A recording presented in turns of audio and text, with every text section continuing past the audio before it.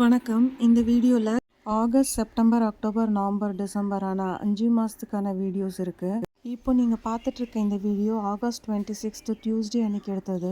கண்மணி கிட்ட நான் working day அன்னைக்கா போய் வீடியோ எடு, அப்பதான் ஆளுங்க வேலை செய்யறத காட்ட முடியும்னு சொல்லியிருந்தேன். அதனால அவ ஃப்ரைடே ஒர்க்கிங் டே அன்னைக்கா போய் எடுத்தது. வெஸ்ட் சைடு ஏரிக்கரையில ஆளுங்க வேலை செய்யறத பார்க்க முடியும். பாருங்க, கரையை பில் பண்றதுக்காக கல்லுங்களை அடுக்கி வச்சிட்டு இருக்காங்க. இந்த மாதிரி அடுக்குன கல் மேலே தான் சிமெண்ட் கொட்டி கரையை ரெடி பண்ணுறாங்கன்னு நினைக்கிறேன். போன வீடியோவில் அந்த பைப்ஸை எங்கே யூஸ் பண்ணுறாங்கன்னு காமிக்கிறேன்னு சொல்லியிருந்தேன். இப்போ பாருங்கள், தெரியுதா பைப்பு? சவுத் சைடு ஏரியிலேருந்து நார்த் சைடு ஏரிக்கு தண்ணி வரதுக்கு அந்த பைப்பை யூஸ் பண்ணியிருக்காங்க பாருங்கள். க்ளோஸ்அப்பில் பார்த்தீங்கன்னா நல்லா தெரியும்.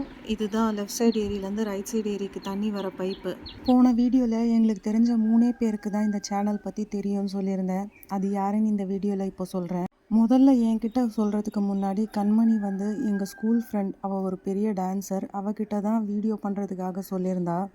அவகிட்ட தான் இந்த மாதிரி ஏரியோட விஷயத்தெல்லாம் சொல்லி, நீ இந்த மாதிரி ஏரியை பற்றி பேசு, அதை யூடியூப் சேனலில் போடலான்னு சொல்லியிருந்தா. அவள் பெரிய டான்ஸர், அவளுக்கு நல்லா பேசவும் வரும். அதனால தான் அவகிட்ட சொல்லியிருந்தா. பட் அவனா ஏதோ ஒரு ரீசன்னால வேண்டாம், என்னால் பண்ண முடியாதுன்னு சொல்லிட்டா. செகண்ட் சாய்ஸாக தான் என்னை சூஸ் பண்ணா. நான் சரி பேசுகிறேன்னு ஒத்துக்கிட்டு பேசினேன். என்னோட அவள் பேசியிருந்தா இன்னும் நல்லா பேசியிருப்பான்னு நினைக்கிறேன். நான் பேசி முடித்த பிறகு கண்மணி அந்த வீடியோ அவகிட்ட அனுப்பிச்சிருந்தா. அதை கேட்ட உடனே அவள் எனக்கு ஃபோன் பண்ணா. நீ ரொம்ப சூப்பராக பேசியிருக்க, நான் பேசியிருந்தா கூட இவ்வளோ நல்லா பேசியிருக்க மாட்டேன், சூப்பர்னு சொன்னா. நீங்கள் சொல்ல வர விஷயத்த கரெக்டாக கன்வே பண்ணி புரிகிற மாதிரி சொல்லியிருக்கீங்கன்னு சொன்னான். சொன்னதுனால தான் எனக்கு கான்ஃபிடென்ஸே வந்தது. அதனால எங்கள் காலேஜ் ஃப்ரெண்டான ஒருத்திக்கு சொல்லலான்னு நாங்கள் டிசைட் பண்ணி ஒரு காலேஜ் ஃப்ரெண்டுக்கு சொன்னோம். ஆனால் அதை கேட்டுட்டு அவள் ஒரு ரிப்ளையுமே பண்ணல. பாசிட்டிவாகவும் எதுவும் சொல்லலை, நெகட்டிவாகவும் எதுவும் சொல்ல, பார்த்தா மாதிரியே காமிச்சிக்கல. சரி, அதனால நாங்கள் அவகிட்ட எதுவுமே கேட்டுக்கல. நம்மளை தெரியாத யாராவது ஒருத்தருக்கு கண்டிப்பாக சொல்லி எப்படி இருக்குன்னு ஒரு ரிவ்யூ கேட்கணுன்னு யோசிச்சுருந்தோம். அது ஒரு ஆம்பளையாக இருக்கணும், யங்ஸ்டராக இருக்கணும்னு யோசிச்சுட்டு இருந்தேன். அப்போ தான் எங்கள் வீட்டுக்கு ஒரு பையன் வந்திருந்தான். அந்த பையன் யார்கிட்டையும் சொல்ல மாட்டான், நம்பி அவன்கிட்ட சொல்லலான்னு எனக்கு பட்டுது. அதனால பாரதி கண்ணம்மா சேனல் அந்த பையனுக்கு அமுச்சு வச்சேன். அந்த பையன் நீங்கள் பே பண்ணி ப்ரொமோட் பண்ணுங்கள் சேனலைன்னு சொல்லியிருந்தான். பட் எனக்கு அதிலலாம் இன்ட்ரெஸ்ட் இல்லை. அவனோட ஃபஸ்ட்டு கமெண்ட் பார்த்து ரொம்ப ஹாப்பியாக இருந்தது. நான் அவன்கிட்ட கேட்டுக்கிட்டேன், நீ யார்கிட்டையும் சொல்ல வேணாம், எந்த சப்ஸ்கிரைபரும் எனக்கு இன்க்ரீஸ் ஆக வேணாம், ஏன்னா அதுக்கு நான் நிறைய ட்ரை பண்ணிட்டேன்னு. சப்ஸ்கிரைபர் இன்க்ரீஸ் பண்ணுறதுக்காக நான் என்னெல்லாம் ட்ரை பண்ணேன்றதை நான் நெக்ஸ்ட் வீடியோவில் சொல்கிறேன். என்னை பொறுத்த வரைக்கும் இந்த சேனலை எங்களுக்கு தெரியாத யாராவது தான் சப்ஸ்கிரைப் பண்ணணும்னு நினச்சிட்டு இருந்தோம். அதனால் எங்களுக்கு தெரிஞ்ச யார்கிட்டையுமே இந்த சேனலை பற்றி சொல்ல, ஒன்லி எங்கள் 2 ஃப்ரெண்ட்ஸு இந்த பையனுக்கு மட்டும்தான். அப்போ யாருக்காக இந்த சேனல் ஆரம்பிச்சிங்கன்னு நீங்கள் கேட்கலாம். ஆரம்பிக்கும் போது எங்களுக்கு என்ன ஐடியா இருந்ததுன்னா, எப்படியாவது யார் சிஎம் ஆனாலும் அவங்கள பார்க்க வைக்கணும் இந்த சேனலில். சிஎம் பார்த்துட்டா கண்டிப்பாக ஏரிக்கு கரை கட்டி இந்த ஏரியை ப்ரொடெக்ட் பண்ணிடுவாங்கன்னு எங்களுக்கு நம்பிக்கை. சிஎம்மை பார்க்க வைக்கிறதா அப்படின்னு நீங்கள் யோசிக்கலாம். ஆனால் அதுக்கு நிறைய ஐடியாஸ் வச்சுருந்தோம். ஆனால் எந்த ஐடியா எக்ஸிக்யூட் பண்ணியும் ஒர்க் அவுட் ஆகலை. ஆனால் ஏரியில் வேலை நடக்க ஆரம்பிச்சிச்சு. சரி, நமக்கு என்ன வேணும், ஏரியில் வேலை நடக்கிறது தானே வேணும். அதனால் இனிமேல் சிஎம் பார்க்கணுன்னு நினைக்கிறதெல்லாம் ஸ்டாப் பண்ணிட்டோம். நெக்ஸ்ட் வீடியோஸில் என்னெல்லாம் ட்ரை பண்ணோன்றதெல்லாம் சொல்கிறேன். கண்டிப்பாக சேனலை ஃபாலோ பண்ணிக்கோங்க. அப்புறம் நீங்கள் யோசிக்கலாம், பாரதி கண்ணம்மான்ற சேனல் லோகோவில் சட்டங்கள் ஆள்வதும் பட்டங்கள் செய்வதும் பாரினில் பெண்கள் நடத்த வந்தோம்னு எழுதியிருக்கேன்னு. சம்மந்தமே இல்லாமல் இருக்கும்னு நினைக்கலாம். ஆனால் ஃபஸ்ட்டே கண்மணிக்கிட்ட நான் சொல்லியிருந்தேன், எங்கள் அப்பாவோட கேஸை பற்றி பேசலான்னு. அதனால தான் பாரதியாரோட தலைப்பாயில் இந்த வரிகளை எழுதியிருந்தேன். இப்போ கொஞ்சமாவது உங்களுக்கு சம்மந்தம் இருக்க மாதிரி தெரியும்னு நம்புகிறேன். எங்கள் அப்பாவோட கேஸுக்காக கிட்டத்தட்ட 2 வருஷம் எங்கள் அப்பாவோட கேஸுக்கு அலைஞ்சிருப்பேன். அப்போது எனக்கு வந்த யோசனை ஒன்று தான், லீகல் சிஸ்டமில் நிறைய மாற்றணும், அதுவும் பப்ளிக்கு ஃபேவராக இருக்க மாதிரி நிறைய விஷயம் மாற்ற வேண்டியது இருக்குன்றது. அதெல்லாம் பற்றி பேசணும்னு யோசிச்சிருக்கேன். லீகல் சிஸ்டத்தை பற்றி பப்ளிக் ஃபோரமில் கிரிட்டிசைஸ் பண்ணி பேசக்கூடாதுன்னு கண்மணி என்னை ஸ்டாப் பண்ணிடுவா. நம்ம கிரிட்டிசைஸ் பண்ண வேணாம், பட் ஒரு பப்ளிக் லீகல் சிஸ்டம்லேருந்து என்னெல்லாம் வேணுன்றது இருக்குது இல்லையா, அதை சொல்லலான்னு சொல்லியிருக்கேன். பட் கேஸ் நடக்கும்போது நான் எப்போவுமே ரொம்ப கோவமாக இருந்ததுனால நான் அதை பற்றி பேசலை. அவளும் என்னை விடலை. ஆனால் ஒரே ஒரு வீடியோவாச்சு நாங்கள் என்னெல்லாம் லீகல் சிஸ்டமில் கஷ்டப்பட்டோம், என்னெல்லாம் எங்களுக்கு கண்டிப்பாக தேவை இந்த சிஸ்டம்லன்றது பற்றி பேசுவேன். ஏன்னா பப்ளிக்காக தான் லீகல் சிஸ்டம். பப்ளிக் என்ன தேவைன்றது பப்ளிக் தான் சொல்லணும். அதனால் ஒரு வீடியோ கண்டிப்பாக நான் இன்றைக்காவது பண்ணுவேன். அது வரைக்கும் நீங்கள் வெயிட் பண்ணிட்டுருங்க. அதுக்கு முன்னாடி இந்த லெட்டரை பாருங்கள். Front page of the letter இது. இந்த லெட்டர் யாருக்கு எதுக்காக எழுந்தேன்றதெல்லாம் ஃப்யூச்சர் வீடியோவில் சொல்கிறேன். இதுவும் ஒரு ஃப்ளாப்பான விஷயந்தான். என்னால் இந்த லெட்டரை நினச்சவங்களுக்கு கொடுக்க முடியல. நாங்கள் பெரிய ஆளுங்களுக்கு இந்த சேனலை காமிக்கணும்னு நினச்சி நிறைய எஃபோர்ட் போட்டோம். பட் எல்லாமே ஃபெயிலியர். பட் ஆனால் ஏரியோட வேலை நடக்க ஆரம்பிச்சிருச்சு. அதனால இப்போ ஸ்டாப் பண்ணிட்டோம் எல்லா விஷயத்தையும். எங்களை பொறுத்த வரைக்கும் இந்த சேனல் ஹிட் ஆனால் சந்தோஷம், ஹிட் ஆகலைன்னா அதோட சந்தோஷம். ஏன்னா எந்த கமிட்மெண்ட்டும் கிடையாது இவ்வளோ நல்ல வீடியோஸ் போடணுன்றது. நம்ம இஷ்டம் தான், என்றைக்கு வேணால் போட்டுக்கலாம். இப்போ நாங்கள் பண்ணுற வீடியோ எங்களை பார்க்குற 6 வியூவர்ஸ்க்காக தான். 3 சப்ஸ்கிரைபர்ஸ் 6 வியூவர்ஸ். ஸோ என்னை பொறுத்த வரைக்கும் சேனல் ஹிட். ஸோ இப்போ வாங்க ஏரியை பற்றி பார்க்கலாம். இது என்னைக்கு எடுத்ததுன்னா செப்டம்பர் 26 ஃப்ரைடே அன்றைக்கி எடுத்தது. நார்த் சைடு ஏரியில் கிட்டத்தட்ட ஃபுல்லாக கரை கட்டி முடிச்சிட்டாங்க. கொஞ்சம் இடம் தான் பாக்கி இருக்குது. அதாவது புல்டோசர் போகிற வழி மட்டும் கரை கட்டாமல் பாக்கி இருக்குது. சவுத் சைடு ஏரி பார்த்திங்களா, ஆகஸ்ட் மாதத்தோட தண்ணி ஜாஸ்தி ஆயிடுச்சு. போட்டிருந்த பீம் எல்லாம் தண்ணிக்குள்ளே முங்கிருச்சு. இப்போ பீம் எதுவுமே வெளியே தெரியல. இந்த சாக்கடை தண்ணி மட்டும் ஏரிக்குள்ளே வராத மாதிரி ஏதாவது பண்ணாங்கன்னா நல்லாயிருக்கும். சவுத் சைடு ஏரியிலேருந்து நார்த் சைடு ஏரிக்கு தண்ணி போகிற பைப்பு பாருங்கள், தெரியுதாங்க. நானும் கண்மணியும் என்ன நினச்சோன்னா, இனிமேல் ஏரியில் எந்த வேலையும் நடக்காது, ஏன்னா தண்ணி ரொம்பிருச்சு இல்லையா. ஆனால் இன்னமும் ஏரியில் ஏதாவது வேலை நடந்துக்கிட்டே தான் இருக்குது.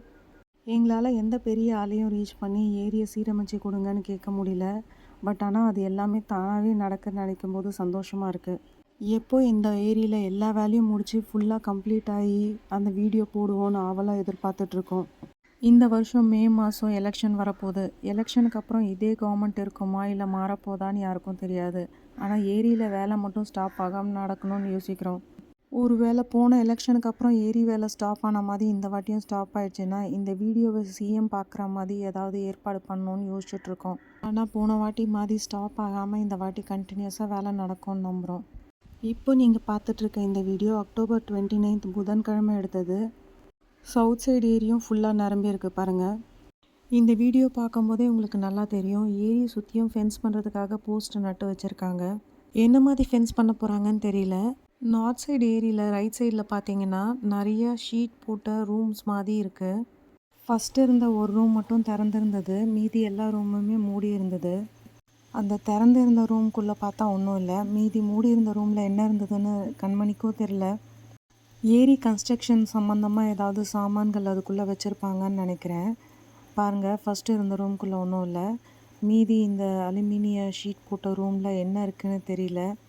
சங்கிலி போட்டு அந்த டோரை மூடி வச்சுருக்காங்க. அந்த ஓட்டை வழியாக பார்க்கலான்னாலும் கண்மணி பார்க்க மாட்டேன்ட்டா. கண்டிப்பாக ஏரியோட கன்ஸ்ட்ரக்ஷன் சம்மந்தமாக ஏதாவது திங்ஸ் தான் அதுக்குள்ளே இருக்கும்னு நம்புகிறோம். இப்போ ஏரியோட சவுத் சைடில் ஒரு கன்ஸ்ட்ரக்ஷன் பார்த்தோம். எங்களுக்கு அது புதுசாக தெரிஞ்சுது. இதுக்கு முன்னாடி ஏரியோட சவுத் சைடில் இந்த மாதிரி ஒரு கன்ஸ்ட்ரக்ஷன் இருந்ததான்னு தெரியல. பழைய வீடியோஸ் செக் பண்ணிட்டு தான் சொல்லணும். இந்த கன்ஸ்ட்ரக்ஷன் எதுக்காக அங்கே இருக்குன்றதும் எங்களுக்கு தெரியல. நெக்ஸ்ட் டைம் வீடியோ எடுக்கும்போது அந்த கன்ஸ்ட்ரக்ஷனை இன்னும் நல்லா க்ளோஸ்அப்பில் எடுக்கணும்னு சொல்லியிருக்கேன் கண்மணிக்கிட்ட. நெக்ஸ்ட் டைம் வீடியோவில் அது கிளியராக நம்ம பார்க்கலாம். சவுத் சைடு ஏரியில் நீர்ப்பறவை 2 நீந்திட்டு இருக்கிறத பார்க்கலாம். இந்த வியூ பார்க்குறதுக்கே எவ்வளோ அழகாக இருக்குது பாருங்கள்.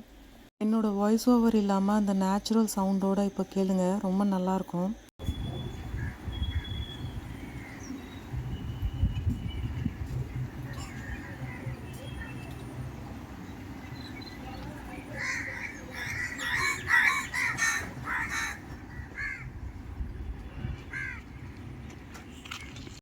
இனிமேல் இந்த மரத்துக்கிட்ட வீடியோ எடுக்க சொல்லியிருக்கேன் கண்மணியை.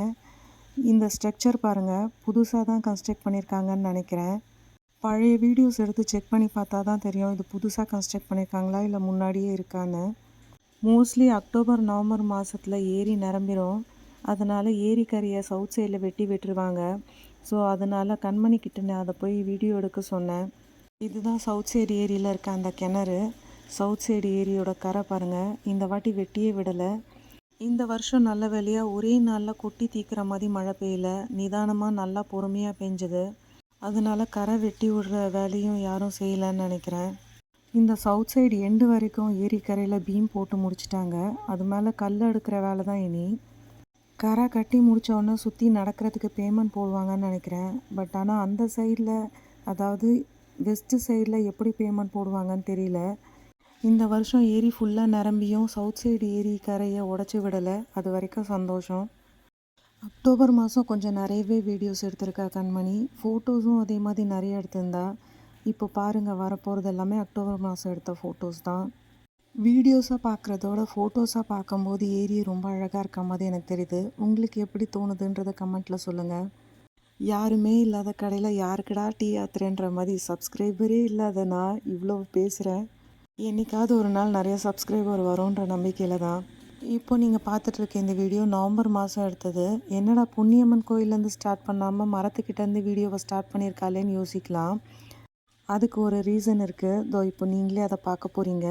ஜஸ்ட் இன்னும் கொஞ்சம் நேரம்தான், வெயிட் பண்ணுங்கள். இதோ பாருங்கள். இப்போது தெரியுதா, பொன்னியம்மன் கோயில் போகிறதுக்கான வழியில் நோண்டி போட்டிருக்காங்க. அதனால் கண்மணிக்கு அந்த பொன்னியம்மன் கோயில் பக்கத்தில் வீடியோ எடுக்க முடியல.